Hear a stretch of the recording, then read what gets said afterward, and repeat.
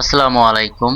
আজকে যে ভিডিওটা দেখতে পাচ্ছেন এটি হচ্ছে ঝিঙ্গে নিয়ে ভিডিও। ঝিঙ্গে অত্যন্ত পুষ্টিকর এবং জলসমৃদ্ধ একটি সবজি। এতে প্রায় 94 থেকে 95% পানি থাকে। আর এটি হচ্ছে ওজন কমাতে সাহায্য করে। এছাড়াও হজম শক্তি বৃদ্ধি, শরীরকে শীতল রাখা এবং যাদের ডায়াবেটিক্স আছে এই ডায়াবেটিক্স নিয়ন্ত্রণে অত্যন্ত কার্যকর। এছাড়াও এতে কিছু ভিটামিন আছে যেমন ভিটামিন এ এবং ভিটামিন সি। এছাড়াও আছে আঁশ বা ফাইবার, আছে খনিজ।